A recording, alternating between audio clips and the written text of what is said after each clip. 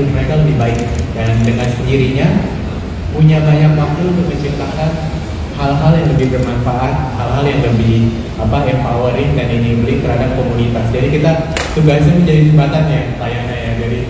Jadi senang sekali melihat bahwa ini akhirnya digagas.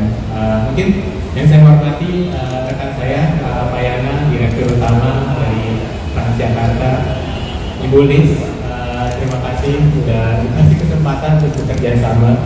Pak Muhammad Payana dan juga teman-teman direksi dan manajemen dari PT Transjakarta. Yang saya hormati teman saya Pak Menteri makasih sudah datang, disempatkan waktunya, Pak Hans, Ibu Shindro, Ibu Mila, Shobit, teman-teman semua. Senang sekali hari ini, dan rekan-rekan media dan semua peserta daripada acara ini hari ini. Yang pertama saya ingin sharing sedikit bahwa memang transportasi publik yang semakin terintegrasi dan semakin nyaman adalah cita-cita kita semua dalam mendukung tingkat ketinggian daripada mobilitas daripada masyarakat di Indonesia. Bersaing sama yang di belakang. Dan kami juga percaya bahwa integrasi dan kenyamanan ini adalah kunci untuk meningkatkan antusiasme dari masyarakat untuk menggunakan transportasi publik. Ketika semakin banyak warga yang memilih menggunakan transportasi publik setiap harinya, kita memberikan kontribusi untuk mengurangi kemacetan dan polusi. Kalau dilihat setiap hari tingkat polusi di Jakarta sempat membaik waktu zaman COVID, tapi harus kita tangani secara komprehensif dan menurunkan kemacetan itu sangat penting sekali.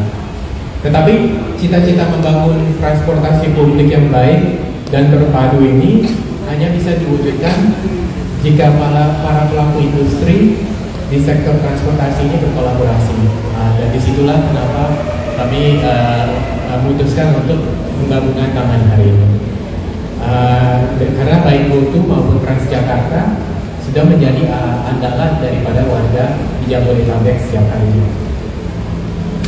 Dari niat awal PT Transport Jakarta mewujudkan sistem transportasi bus rapid transit, tapi sekarang kita bisa lihat dan juga sangat banggakan ya bahwa sudah lebih dari 800.000 orang setiap harinya hidupnya tergantung daripada dari PT Transjakarta ini. Sangat bisa dibanggakan sekali. Tapi juga dengan panutan seperti itu Pak, kami juga dengan menciptakan Gojek, alhamdulillah jutaan orang setiap harinya sudah menggunakan produk kami dalam keseharian mereka, gitu, apakah pergi ke mana, beli makanan, dan banyak sekali mitra-mitra yang juga kesana ini.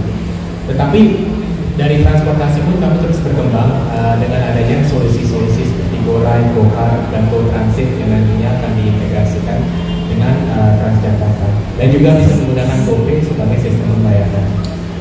Yang lebih menarik lagi, dari mimpi yang sendiri-sendiri sekarang kita gabungkan menjadi satu mimpi bersama. Ketika kedua ekosistem ini digabungkan, kekuatannya dalam mendukung warga mulai dari titik keluar, dari rumah sampai ke tujuan dan balik lagi, itu bisa kita integrasikan dengan baik sekali. Jadi kalau Bapak Ibu bisa membayangkan skenario jika warga bisa membeli tiket Transjakarta di aplikasi TJ dan membayar dengan GoPay, dompet digital kami yang dibangun oleh Gojek, itu bisa dilakukan dari rumah, kalau perlu ngantri gitu.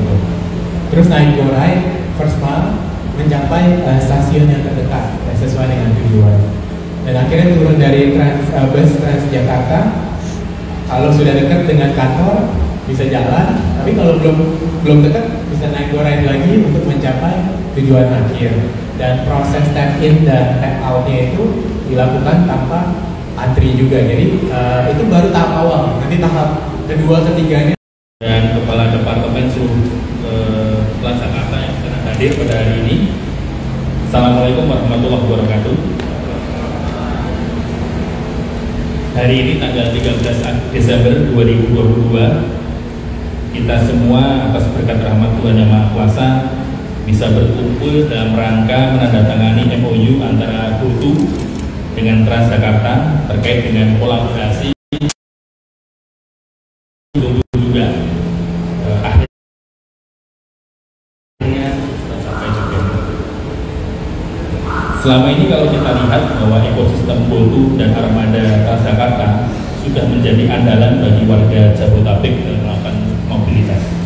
Seperti yang tadi disampaikan oleh Pak Andre, CEO GoTo, bahwa kedua entitas ini memang memiliki kekuatan masing-masing, dan pada saat ini tentunya apabila bisa disinergikan, dikerjasamakan atau digabungkan atau berkolaborasi, tentu akan menciptakan satu kekuatan yang luar biasa bagi pelayanan transportasi publik di Jakarta. Bapak Ibu sekalian, Transjakarta sampai hari ini sudah melayani hampir 820.000 orang per hari.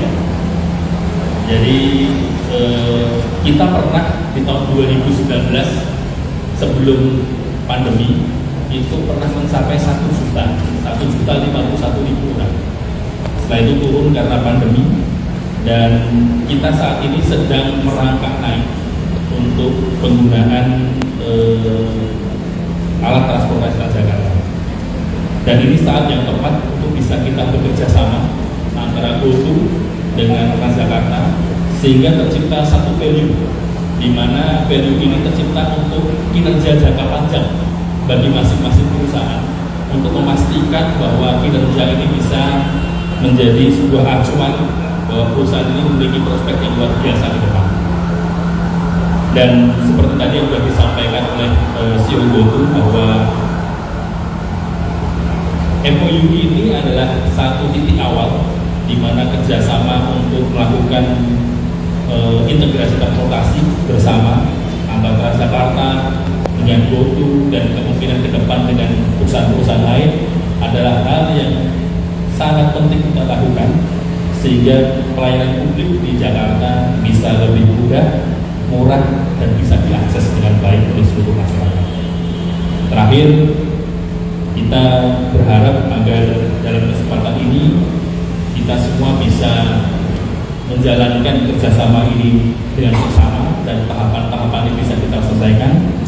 Dan kita berharap ke depan dengan adanya kerjasama ini, maka harapan masyarakat untuk bisa mendapatkan pelayanan transportasi dari first mile ke last mile, mulai dari awal sampai akhir, itu bisa lebih mudah, karena nanti ada fasilitas dari Gojek, GoRide, ada Mikrotrans dari kita, ada bis kita, baik yang di BRT maupun non BRT, dan juga nanti sarana transportasi lain yang akan menyusul berikutnya.